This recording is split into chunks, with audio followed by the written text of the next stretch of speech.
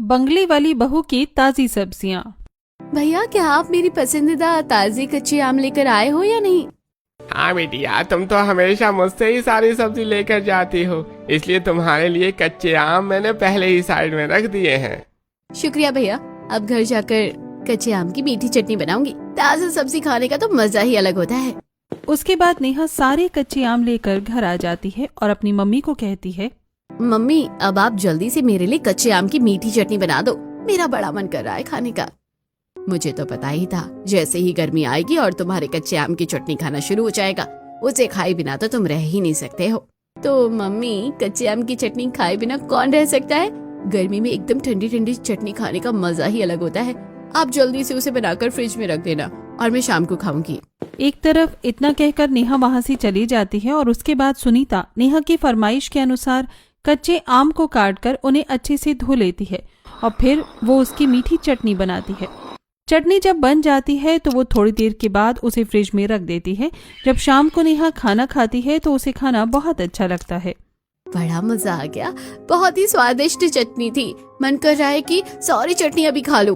बिल्कुल, तुम्हें जितनी चटनी खानी है तुम खा सकती हो। उसके बाद नेहा सारी चटनी खत्म कर देती है। अभी शादी के बाद तो पता नहीं कब आपके हाथ का खाना दोबारा खाने को मिलेगा। मैं खाना बहुत मिस करूंगी। अरे कोई बात नहीं बेटा, जब भी तुम्हें हमारी याद आए तुम हमें बता देना। हम खाना लेकर तुमसे मिलने आ जाएंगे, या फिर तुम यहाँ पर कभी भी अपनी मर्जी से आ सकते हो। नेहा के घर वालों ने उसका रिश्ता तय कर दिया था और अब कुछ दिन बाद उसकी शादी थी। इस तरह दिन गुजर रहे थे। अब जोर शोर से घर में शादी की तैयारी चल रही थी। एक दिन सब्जी वाला उनके घर बहुत सारी सब्जी लेकर आता है। अरे बेटिया, घर में क्या फंक्शन है? घर में शादी की तैयारियां चल रही हैं। अच्छा बेटा, किसकी शादी की तैयारी हो रही है? अरे भैया, मेरी ही शादी की तैयारी हो रही है। मेरा बड़े बंगले में रिश्ता तय हुआ है। आपको पता है, अब मैं जल्दी ही बड़े बंगले की बहू बनने वाली हूँ। अरे वाह बेटिया, ये तो बहुत अच्छी बात है। तुम तो फिर शादी करके बड़े बंगले में चली जाओगी और हमें तो भूल ही जाओगी। फिर कहाँ बेटिया तुम हम सब्जी वाले को याद करने वाली हो? नहीं भैया, ऐसी कोई बात नहीं है। मैं भला आपको क्यों बोलूंगी, बल्कि आप ही तो थे जो हमेशा इतनी ताजा सब्जी देते थे। वहाँ मुझे ऐसी ताजा सब्जी कौन खिलाएगा भला? कोई बात नहीं, तुम हमसे कह देना, हम तुम्हें देने आ जाएंगे। इस तरह सब्जी वाला फंक्शन की वजह से बहुत सारी सब्जी वहाँ पर देकर चला जाता है। नेहा के घर में भी काफी तैयारी चल रही थी और सब शादी की तैयारी की वजह से बहुत खुश थे। ढोल बज रहे थे और महिलाएं संगीत गाकर नाच रही थी। इस तरह दिन गुजरते हैं और शादी का दिन आता है। बारात दरवाजे तक आती है और उसके बाद नेहा और यश के फेरे होते हैं। इस तरह शादी संपन्न होने के बाद नेहा गाड़ी में बैठकर अपने ससुराल की तरफ विदा हो जाती है। शांति नेहा का स्वागत करने के लिए आरती की थाली लेकर खड़ी थी। आओ बेटा, तुम्हारा घर में स्वागत है। तुम दाहिने पैर से कलश गिराकर घर प्रवेश करो। शांति के कहने पर नेहा बिल्कुल वैसा ही करती है।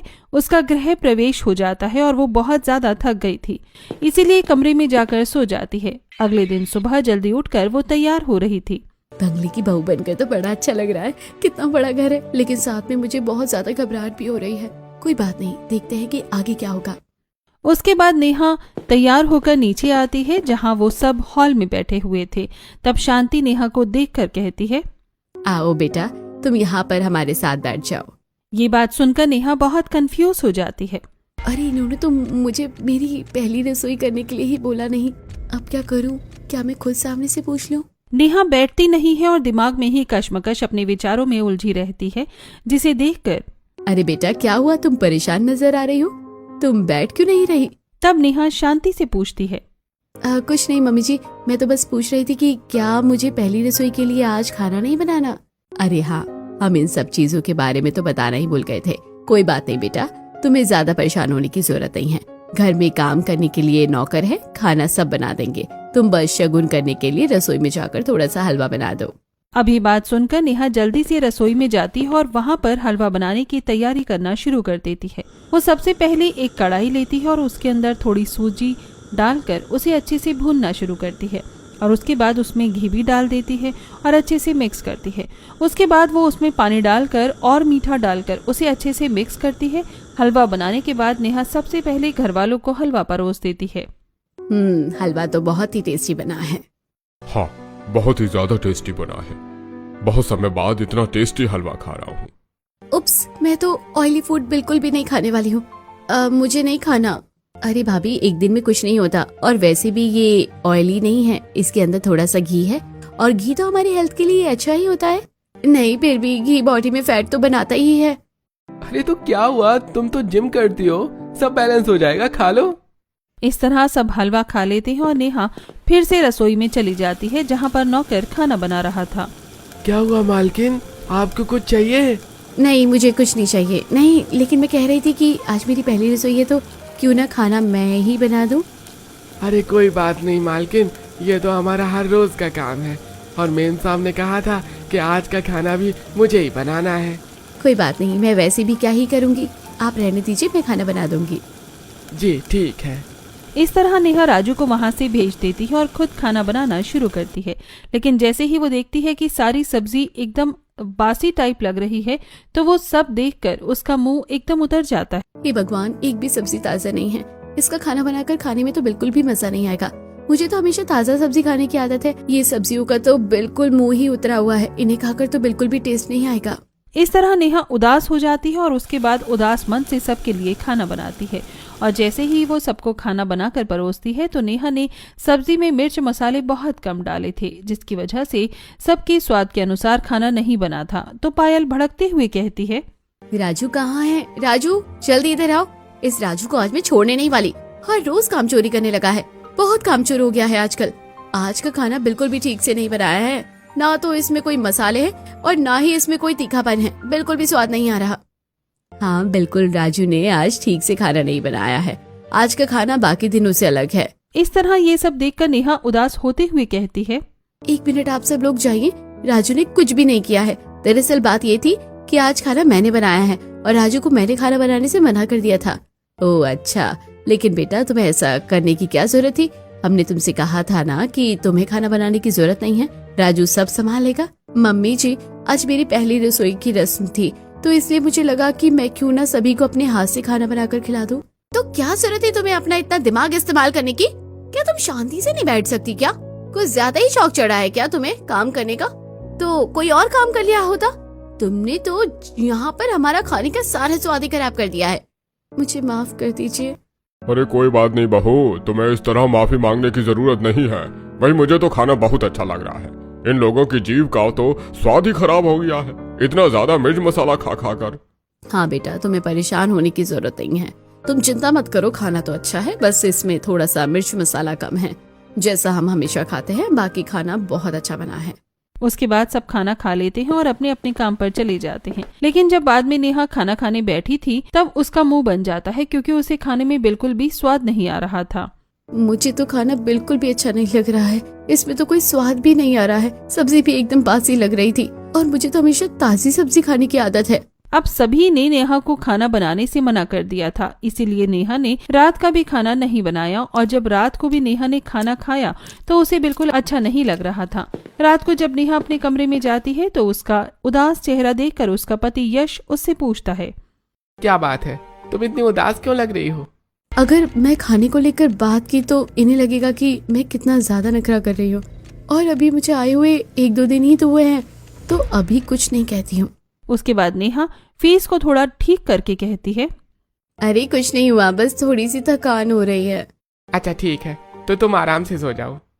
वहीं दूसरी तरफ पायल के कमरे में, तुम्हारा तो हमेशा का है, तुम्हें तो इन सब चीजों पर ध्यान ही नहीं देना होता। सिर्फ अकेले मेरे ऊपर इल्जाम लगाने की जरूरत नहीं है, कभी अपने आप को भी देखा है कि खुद कितनी गलती करते हो? हाँ बिल्कुल, मैं ही तो गलतियों का पुतला हूँ, और तुम ज्ञान की देवी हो, तुमसे तो कभी गलती हो ही नहीं सकती। अच्छा हुआ कि खुद अपने मुंह से एक्सेप्ट कर दिया सच। जब पता है तो क्यों दूसरों के ऊपर इल्जाम लगा रहे हो? तुमसे बात करना तो बेकार था ही, लेकिन अब तुमसे बहस करना भी बहुत ज्यादा बेकार है। मुझे तो अब तुमसे कोई बात ही नहीं करनी है इस बारे में। रोहन गुस्सा होकर वहां से चला जाता है। इस तरह दिन गुजर रहे थे और अब घर में ताज़ा सब्जी न बनने की वजह से नेहा का भी खाने में बिल्कुल मन नहीं लग रहा था। इसलिए वो एक दिन राजू से कहती है, अरे राजू भैया, आप कहीं से भी ताजी सब्जी लेकर आओ ना। ये सब्जी आप कहाँ से लेकर आते हो? ये तो बिल्कुल भी ताजा नहीं होती है और इसमें कोई स्वाद भी नहीं होता है। अरे मालकिन किधर से लाएगा, वहीं से लाता हूँ जहाँ सुपरमार्केट से सारी सब्जी मिलती है। आप प्लीज कहीं और ट्राई करना ना, कि कहीं से आपको कैसे भी करके कहीं से ताजा सब्जी मिल जाए। हाँ ठीक है, मैं देख लूंगा। उसके बाद राजू शाम को फिर से सब्जी लेने जाता है और वो एक दो जगह ट्राई करता है, लेकिन उसे कहीं ताज़ा सब्जी नहीं मिलती। तो वो वापस सुपरमार्केट में अंदर सब्जी लेने चला जाता है और सब्जी लेते हुए खुद से कहता है, अरे अब क्या मैं इनके लिए सारे ही काम करूंगा? मुझे क्या पता कि ताज़ा सब्जी कहाँ मिलेगी। अब कौन बाजार में पागलों की तरह घूम घूम कर समय बर्बाद करेगा। मैं तो इधर से ही सब्जी ले लेता हूँ, उसके बाद आराम से घूम कर थोड़ी देर बाद घर जाऊंगा और कह दूंगा कि मुझे सब्जी नहीं मिली। सुपरमार्केट से सब्जी लेने के बाद राजू थोड़ी देर इधर उधर टहलने लगता है और वहीं दूसरी तरफ नेहा सोच रही थी शायद वो आज कहीं से तो ताज़ा सब्जी ले आएगा। मुझे लग रहा है कि शायद कहीं ना कहीं से तो ताज़ा सब्जी मिल ही जाएगी।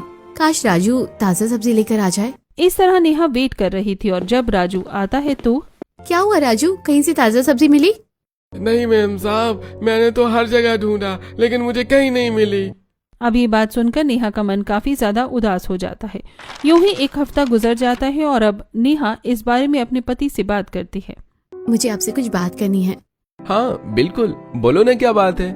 मेरा ताज़ा सब्जी खाने का बहुत ज्यादा मन कर रहा है, लेकिन यहाँ पर कहीं भी ताज़ा सब्जी नहीं मिल रही है। तो आप प्लीज कहीं से ताज़ा सब्जी मंगवा दीजिए। अच्छा ठीक है, मैं कहीं ना कहीं से ट्राई कर लूंगा, लेकिन अभी कुछ कह नहीं सकता। मैं एक इम्पोर्टेंट प्रोजेक्ट पर काम कर रहा हूँ, बाद में देखेंगे। इस तरह यश का जवाब मिलने के बाद भी नेहा ने कुछ दिन वेट किया, लेकिन कहीं से ताज़ा सब्जी नहीं आई। साथ में नेहा एक और चीज नोटिस कर रही थी कि कोई भी एक साथ बैठकर डिनर नहीं करता था। कोई अपने कमरे में टीवी देखते हुए तो कोई लैपटॉप देखते हुए अपना डिनर करता था। अरे क्या बात है बेटा, तुम खाना क्यों नहीं खा रही हो? पापा जी, मैं सबके आने का इंतजार कर रही थी कि सब साथ में बैठकर डिनर करेंगे। अरे नेहा, भूल जाओ कि यहाँ कोई आकर साथ में डिनर करने वाला है। सबका यही है, सब अपने अपने काम में ही मस्त होकर रहते हैं। कोई अपने कमरे में खाना खाते हुए टीवी देखेगा तो कोई काम करते हुए खाना खाएगा। सबका यही है। हम तो इंतजार करके थक चुके हैं और तुम भी अब किसी का इंतजार मत करो और खाना खा लो। एक दिन नेहा घर के आंगन में टहल रही थी, जहाँ पर माली आंगन में पेड़ पौधों की कटाई कर रहा था। भैया, क्या यहाँ पर एक भी सब्जी का पेड़ या पौधा नहीं लगा हुआ इस घर में? अरे नहीं मालकिन, यहाँ पर एक भी सब्जी का पौधा नहीं है, बल्कि एक पेड़ है जो अमरूद का लगा हुआ है, बाकी सब तो फूलों के हैं। कमाल है, इतना बड़ा बंगला है, यहाँ पर इतने सारे पेड़ पौधे लग सकते हैं और कितने सारे फूलों के पौधे भी लगे हुए हैं। तो कम से कम थोड़े बहुत सब्जी के ही लगा देते तो खुद की तो ताज़ा सब्जी ही हो जाती। और एक दिन वो अपने मायके वालों से बात कर रही थी। क्या बात है बहन, तू मुझे उदास लग रही है, कुछ बात हुई है क्या? कुछ नहीं, बस यहाँ पर शहर में ताज़ा सब्जी कहीं मिल ही नहीं रही है। मैंने हर जगह पता करने की कोशिश कर ली, लेकिन कहीं पर भी नहीं मिल रही। अरे बहन, बस इतनी सी बात थी क्या? तो तुझे परेशान होने की जरूरत नहीं है। वैसे भी मैं परसों किसी काम से शहर जा ही रहा था, तो तेरा ससुराल थोड़ा सा दूर पड़ेगा, पर मैं तेरे लिए यहाँ से गाँव की एकदम ताज़ा सब्जी लेकर आऊंगा। अब इतने दिनों बाद जाकर नेहा ने ताज़ा सब्जी का नाम सुना, जिसे सुनकर वो बहुत ज्यादा खुश हो जाती है। थैंक यू सो मच भैया। लेकिन नेहा फिर से वही सब्जी तेज कड़ाकेदार मसाले के साथ खा रही थी, तो उसे बिल्कुल भी अच्छा नहीं लगता। इस तरह की सब्जी में बिल्कुल भी स्वाद नहीं है और ना ही खाने के बाद अच्छा लग रहा है। नेहा का मुंह बन जाता है और वो खाना छोड़कर अपने लिए रसोई में जाकर थोड़ी सी नमकीन चावल छौंक कर बनाती है, उसके साथ बूंदी का रायता। आज घर में कोई नहीं था, इसलिए नेहा नीचे बैठकर खाना खा रही थी। उसने सारा रायता चावल में एक साथ डालकर हाथ से अच्छे से मिक्स कर लिया था और वो हाथ से ही खाना खा रही थी। चलो, कम से कम कुछ तो अच्छा खाने को मिल रहा है, वरना तो किसी भी चीज में स्वाद ही नहीं आ रहा था। तभी वहां पर पायल आ जाती है और नेहा को ऐसे देखकर उसका मुंह बन जाता है और वो उसे खरी खोटी सुनाने लगती है। तुम तो सच में बिल्कुल गंवार हो, तुम्हें तो तमीज नाम की चीज ही नहीं है। अरे भला ऐसे हाथों से इतनी गंदे तरीके से खाना कौन खाता है? क्या तुम्हारे पास चम्मच नहीं है? कोई आकर देखेगा तो क्या कहेगा? कोई बात नहीं दीदी, हम बाकी खाना भी तो हाथ से ही खाते हैं और हाथ से खाना खाना तो बहुत अच्छा होता है। बिल्कुल, तुमसे तो मैं और उम्मीद भी क्या कर सकती हूँ, तुम तो यही जवाब दोगी। वहीं दूसरी तरफ बाकी सबके पेट में भी इतने सारे मसाले खाने की वजह से थोड़ी सी परेशानी होती थी। अरे बेटा, फिर से हमारे लिए जरा एक बार नींबू पानी बना दो। राजू भी बाहर गया है, जरा जल्दी बना दो, मेरे पेट पे बहुत ज्यादा अग्नि हो रही है। हाँ भाई, मेरे पेट में भी हमेशा ऐसा लगता है जैसे कि एक आग जलती रहती है, बड़ी जलन होती है। कुछ ठंडा खाने पीने से ही थोड़ी देर के लिए ठीक होता है, लेकिन फिर दोबारा ऐसे ही होने लगता है। मुझे लगता है मम्मी जी, पापा जी की ये सब ज्यादा मसाले खाने की वजह से हो रहा है। अरे बेटा, कितना ही मसाला खा लिया है हमने, जरा सा सब्जी में ही तो खाते हैं और फिर उसके बिना सब्जी भी तो अच्छी नहीं लगती। नेहा आगे ज्यादा बात न बढ़ाते हुए रसोई में जाती है और सबके लिए नींबू पानी बनाती है और उन्हें देती है। अब पीने के बाद जरा अच्छा लग रहा है। अब 2 दिन बाद नेहा का भाई उसे आकर ताज़ा सब्जी दे देता है और ये लो, उन्हीं भैया से खास तुम्हारे लिए ताजा सब्जी लेकर आया हूँ। अगर और कुछ चाहिए तो बता देना। कभी भी तुम्हें ताजा सब्जी की जरूरत हो तो बता देना, तुम्हारा भाई लेकर हाजिर हो जाएगा। थैंक यू भैया। आइए आप थोड़ी देर यहाँ रुक जाइए, मैं आपको भी ताज़ा खाना बनाकर खिलाऊंगी। अरे कोई बात नहीं, अभी मैं चलता हूँ, बाद में आऊंगा। अभी मुझे शहर में एक अच्छी नौकरी का ऑफर मिला है, अभी मुझे काम से वहीं जाना है। अरे वाह भैया, कांग्रेचुलेशन, आपको बहुत बहुत बधाई हो। शुक्रिया। अच्छा अब चलता हूँ, बाद में मिलेगा, और कुछ भी जरूरत हो तो याद कर लेना। इतना कहकर राजा कहाँ से चला जाता है और आज फाइनली इतने दिनों बाद नेहा को ताज़ा सब्जी खाने को मिलती है। वो सबके लिए बढ़िया सी भरमा भिंडी और साथ में अपने लिए कच्चे आम की मीठी सब्जी बना लेती है। नेहा जब खाना बना रही थी तो सिलबट्टी पर वो कुछ मसाले पीस रही थी। हर रोज हम पैकेट के गरम मसाले खाते हैं जो कि हमारे लिए बिल्कुल भी अच्छे नहीं होते, इसलिए आज मैं सबके लिए जो घर के देसी मसाले होते हैं उन्हें अच्छे से सिलबट्टे पर पीसकर सब्जी में डालूंगी तो अच्छा लगेगा। इस तरह नेहा सभी के लिए घर के मसालों की सब्जी बनाती है और जब वो आज सबको खाना परोसती है तो सबको बहुत अच्छा लगता है। अच्छा, तो राजू ने कमाल कर दिया, उसने तो आज खाना बहुत अच्छा बनाया है। नहीं मम्मी, राजू तो आज बाहर गया है, आज तो खाना बल्कि नेहा भाभी ने बनाया है। ये बात सुनकर सब हैरान हो जाते हैं। वाह बेटा, तुमने तो कमाल कर दिया। मुझे तो लगा ही था कि तुम्हारे अंदर कोई ना कोई टैलेंट है ही। तुमने तो सच में बहुत स्वादिष्ट खाना बनाया है। इतना भी कुछ खास नहीं बना है, लेकिन बाकी सबको भी खाना बहुत अच्छा लगता है और आज नेहा को भी खाना खाने में बड़ा मजा आ रहा था। फाइनली उसने ताज़ा सब्जी खाई थी और अपने लिए तो मीठी आम की सब्जी खाई थी जो कि उसे बहुत पसंद थी। अगले 2-3 दिन तक सब ठीक रहता है, लेकिन जैसे ही फिर से सब्जी खत्म हो जाती है तो एक दिन नेहा घर के आंगन में टहल रही थी जहां पर माली पौधों की कटिंग कर रहा था और नए पौधे लगा रहा था। तब नेहा को आइडिया आता है। आइडिया, अब मैं कुछ पौधे लगाऊंगी और सब्जी के लिए ही लगाऊंगी, कुछ भी हो जाए अब तो ताजी सब्जी खाकर ही रहूंगी। इस तरह नेहा को फाइनली एक आइडिया मिलता है और अब वो ऑनलाइन इन सब चीजों के बारे में देखना शुरू करती है। वो कुछ बहुत बड़े गमले लेकर आती है और आंगन में लगा देती है। मिट्टी के बीज बोने के बाद वो उन्हें पानी दे देती है। अब तो जल्दी ही पालक मेथी तैयार हो जाएगी और बढ़िया से रायता बनाकर पीऊंगी। उसके बाद नेहा उन्हें पानी देकर वहां से चली जाती है। अगले 1-2 दिन तक वो उनके अच्छे से ध्यान रखती है। एक दिन नेहा घर में अकेले बैठकर बोर हो रही थी तो ऑटोमेटिक मशीन में कपड़े धुल गए, उन्हें वापस पानी में खंगाल रही थी। अरे, तुम वॉशिंग मशीन से कपड़े निकालकर वापस पानी में क्यों निकाल रही हो? दीदी, वॉशिंग मशीन में कपड़े धुल जाते हैं, उसके बाद पानी से ही तो निकालते हैं। नेहा की बात सुनकर पायल सिर पर हाथ रखकर कहती है, ओह माय गॉड, तुम ना कितनी गंवार हो। क्या तुम्हें इतना भी नहीं पता कि ये ऑटोमेटिक वॉशिंग मशीन है जो कपड़ों को फाइनल धोकर ही बाहर निकालती है? ये वॉशिंग मशीन अपने आप सारा पानी ले लेती है और उसके बाद खुद उन्हें पूरे तरीके से धोने के बाद ही इसका काम खत्म होता है। मुझे तो समझ नहीं आ रहा कि तुम्हें बेमतलब में सारे काम करने की क्यों पड़ी रहती है। मैं घर में बोर हो रही थी तो सोचा कि कुछ काम कर लेती हूँ। तुम्हें कुछ भी करने की जरूरत नहीं है।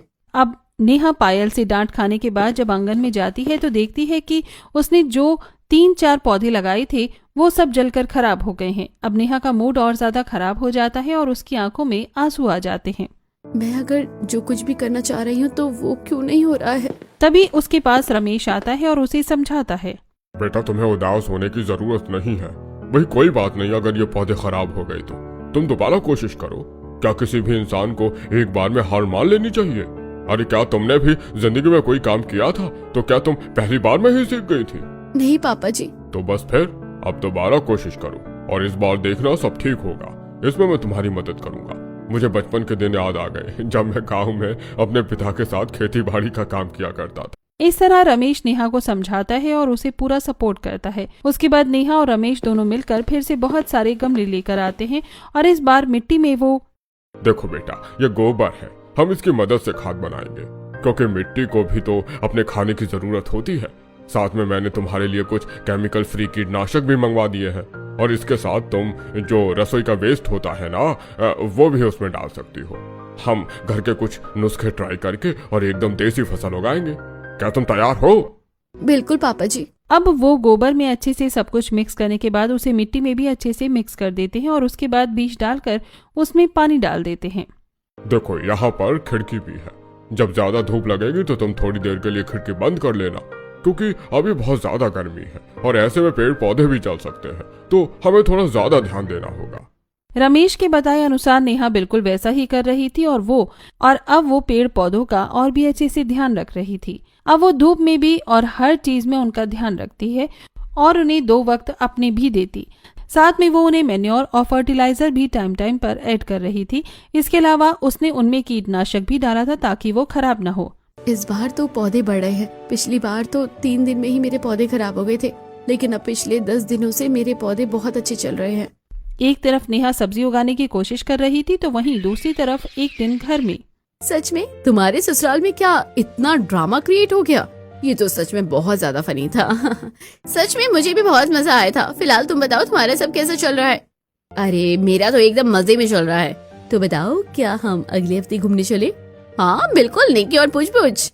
इस तरह पायल अक्सर किटी पार्टी करने में बिजी रहती थी, जिसकी वजह से वो घर में हो रही चीजों पर भी ध्यान नहीं दे पाती थी और न ही किसी का ध्यान रखती थी। एक दिन, अरे बेटा ये 50,000 ऐसे कैसे जा सकते हैं? मुझे भी नहीं पता मम्मी जी, मैंने तो कमरे में ही रखे थे, पता नहीं कहाँ चले गए। मुझे भी मेरी घड़ी नहीं मिल रही। कोई बात नहीं, अब ये छोटी मोटी चीजों के लिए तो हम यहाँ पर पंचायत नहीं कर सकते।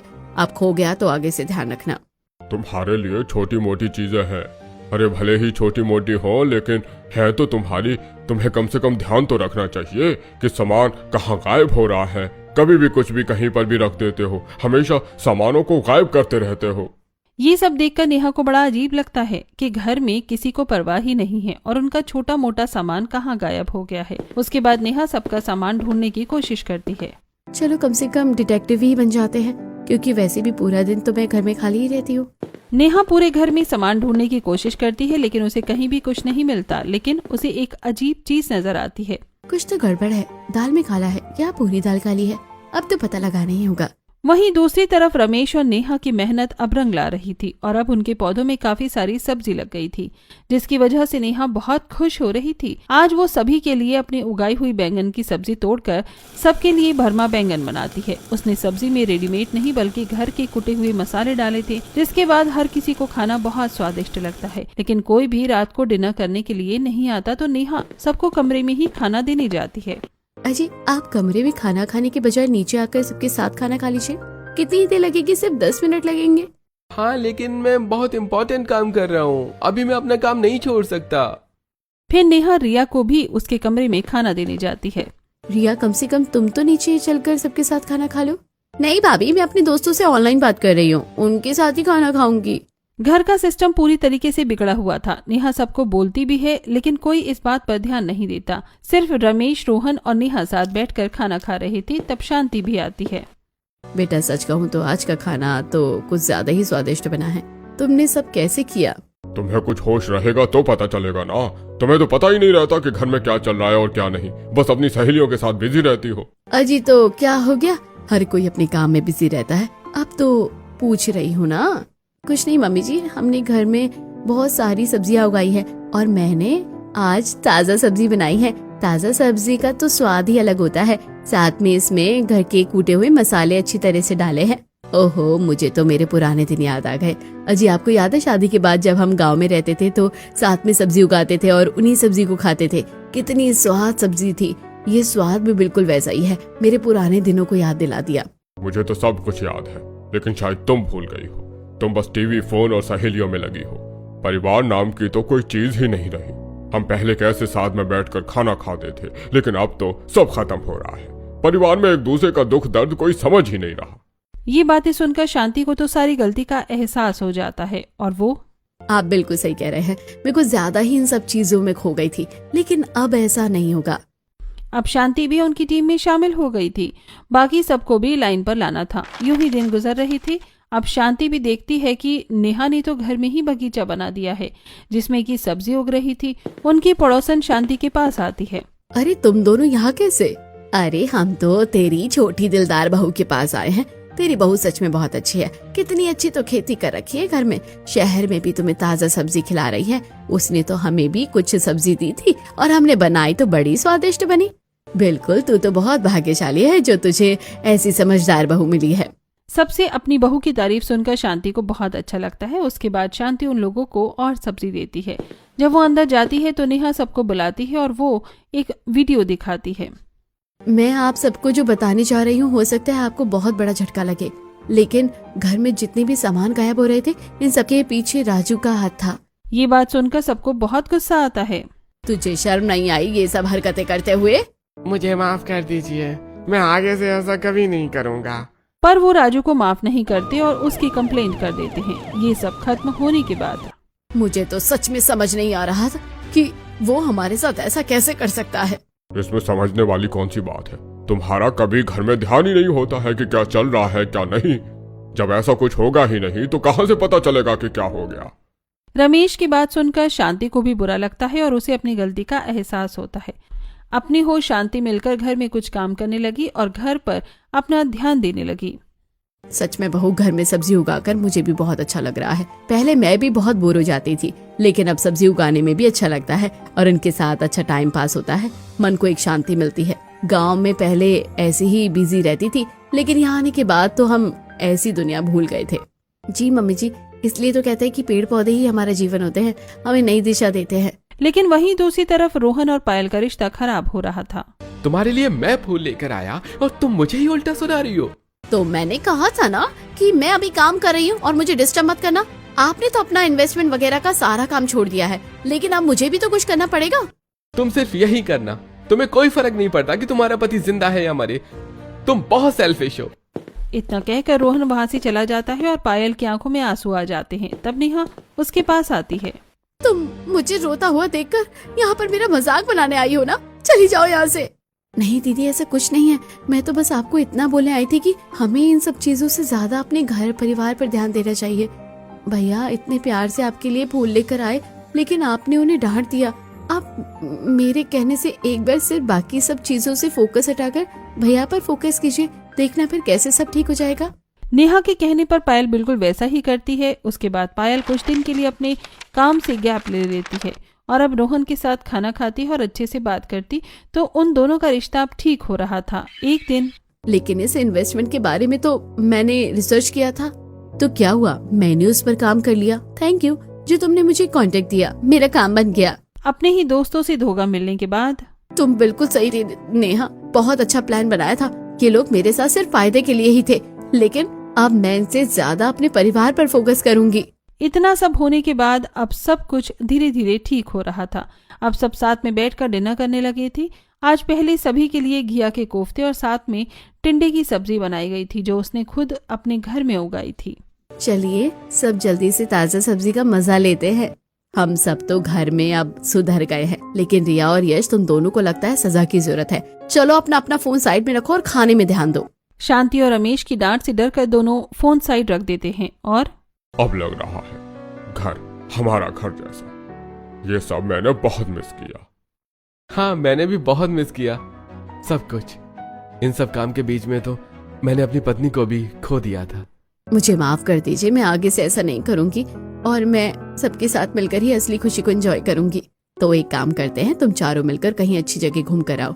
क्या हमेशा सिर्फ काम में लगे रहते हो? इतना किस लिए कमाते हो? परिवार के लिए ना। अगर परिवार को ही समय नहीं दोगे तो क्या फायदा। हाँ, मैं भी चलूंगी। नहीं, बिल्कुल नहीं। अभी तुम्हें बहुत कुछ सीखना बाकी है। वही तुम हमारे साथ घर पर रहकर घर का ध्यान रखने में मदद करोगी। ये तो चीटिंग है। रिया की इस बात पर सब हंस देते हैं और आज पहली बार सब एक साथ बैठकर अच्छे से खुशी से डिनर कर रहे थे। कुछ समय के बाद फाइनली चारों बेटा बहू मिलकर कहीं घूमने जाते हैं और अपनी लाइफ को थोड़ा एंजॉय करते हैं। वहीं दूसरी तरफ शांति और रमेश रिया के साथ घर का और अपनी ताज़ी सब्जियों का ध्यान रखते हैं।